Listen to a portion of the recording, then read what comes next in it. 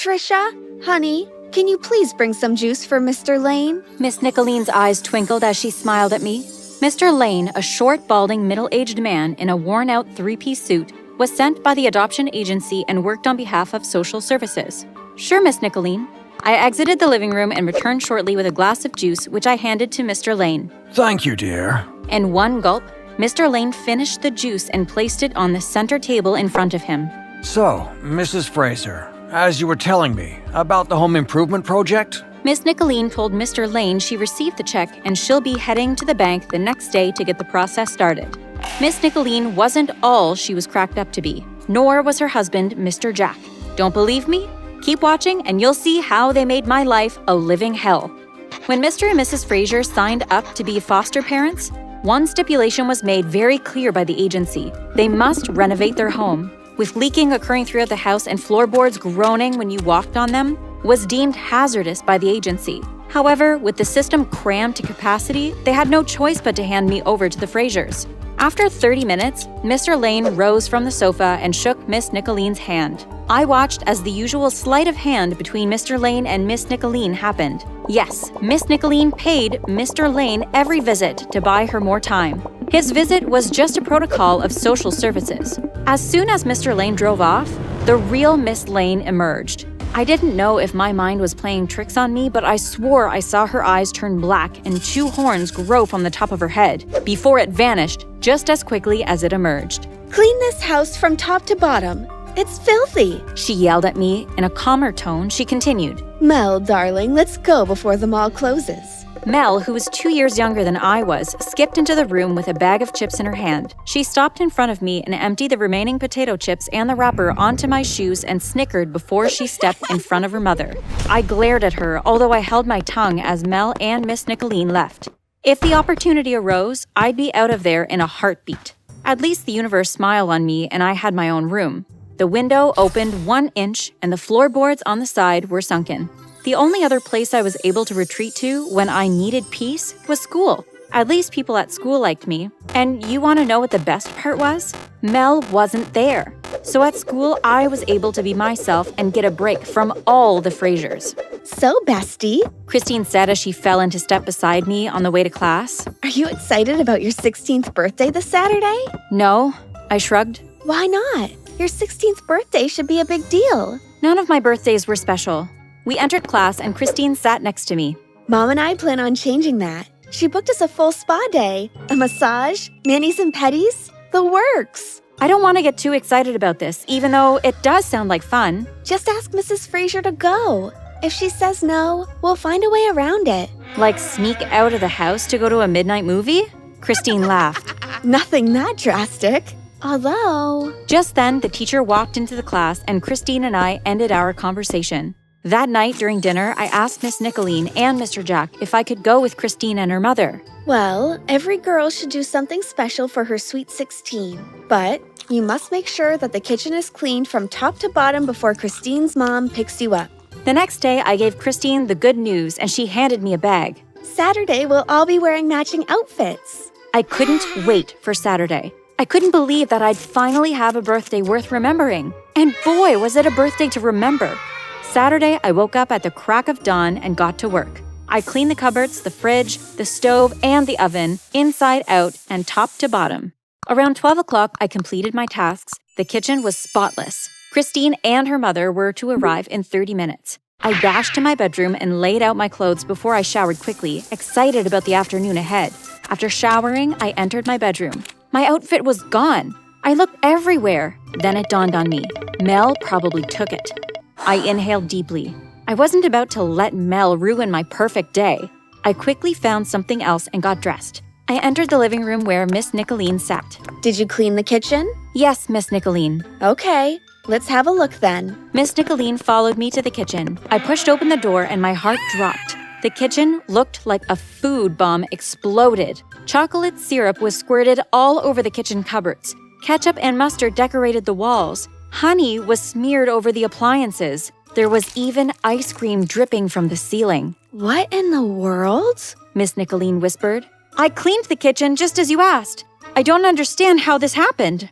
This kitchen is a disaster. You can't go anywhere until this is cleaned up. Just then, Mel walked into the kitchen. Hi, Mom. I glared at her. She wore the outfit that Christine's mom bought for me. It was you! My blood boiled. I was sick and tired of Mel and her parents. I felt the steam coming from my ears as I charged at her. Get off her, you animal! Miss Nicolene dragged me off Mel. My breath was rugged and my fists were still clenched. With tears in my eyes, I ran to my room, slammed the door shut, locked it, and fell onto my bed. When the doorbell rang, I peeked out my window and saw Christine's mother's car. After a few minutes, I saw Christine and her mom jump into the car and they drove away. Something needed to be done. I refused to live like a caged rat. It was time I stood up for myself. I marched downstairs to demand better treatment when midway, I heard the doorbell ring and a male voice asked for Miss Trisha Alawo. I'm sorry, but no one lives here by that name. Miss Nicolene responded. As I was about to take another step, Mr. Jack appeared at the staircase. Where do you think you're going? Before I knew what was happening, Mr. Jack covered my mouth with his hand and he dragged me back to my room. He pushed me into my room. I heard it lock from the other side. I looked outside where 6 older men stood, all of whom wore the same type of hat. Why would Miss Nicolene say they didn't know who I was? Did they know the men? How did the men know me? I slammed my hands against the window to get their attention, but I was too high for them to see. If these people knew who I was, does it mean they knew who my parents were? Did they know my family? This was the opportunity I needed to leave this house once and for all, and I wasn't going to let it go to waste. I took the chair from my desk and smashed it against the window repeatedly until the window hung from the frame.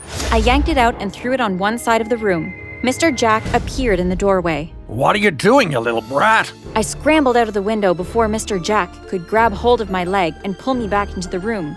Fire! Fire! Someone please help me! I screamed as I gingerly crossed the roof. If I could get to the tree on the other end, I'd be able to climb down to safety. My screams alerted only the men, but a few neighbors came out of their homes to see what was going on. I was almost to the tree when I heard a sickening creak beneath me. I fell through the roof and hit the floor with a thud. My body flinched with pain. I struggled to keep my eyes open. Everything went black. I opened my eyes groggily. The beeping of the machines in the room made my head throb.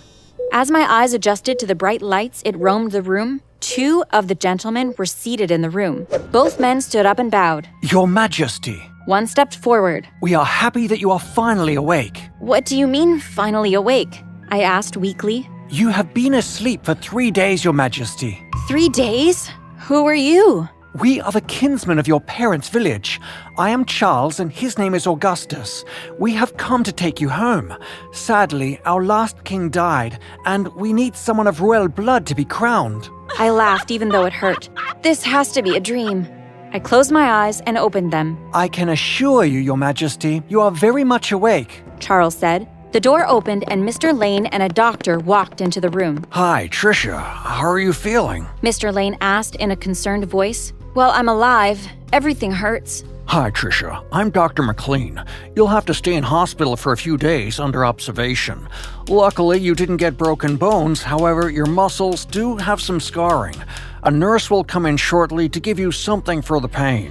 Dr. McLean walked out of the room. Mr. Lane continued. Are you and your uncles getting along okay?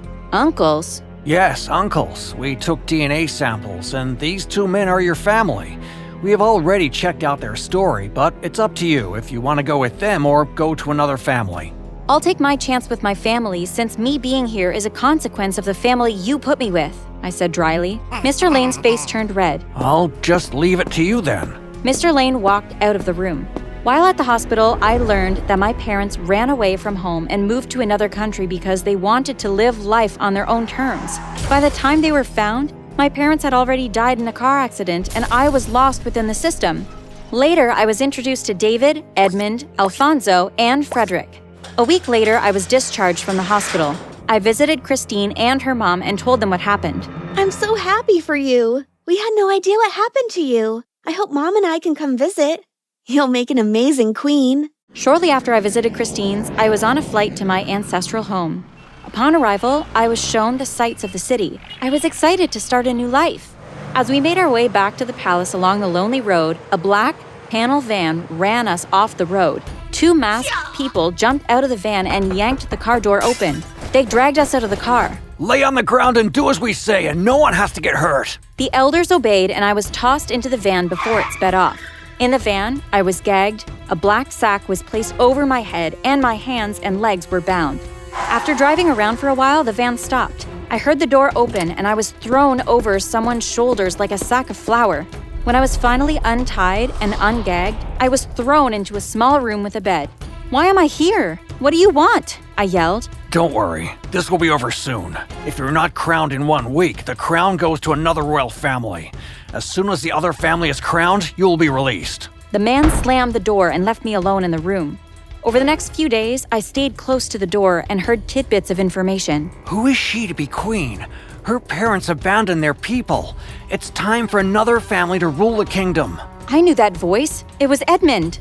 Late one night, I was shaken awake. Augustus whispered. Your Majesty, we need to leave this place now. He grabbed my hand as we snuck out of the building.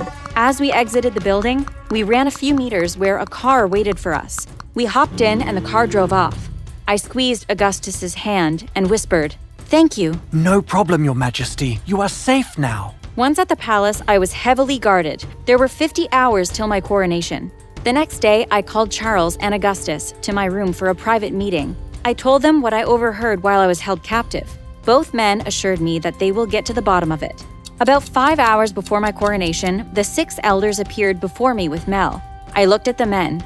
Why is she here? This is Edmund's niece, Your Majesty. Charles pushed Edmund towards me and he fell to the floor in front of me. After his sister died in childbirth, he sent his niece away.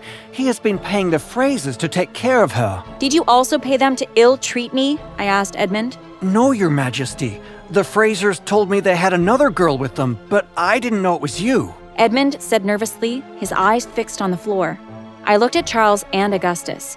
Is he the only traitor? Charles pushed Alfonso and Frederick before me.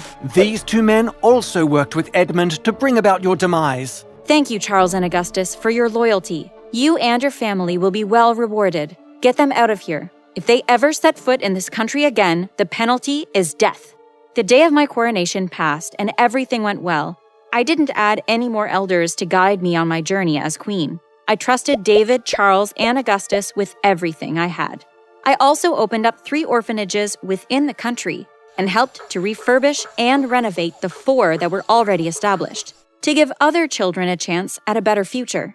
If you became a queen or a king, what would your first order of business be?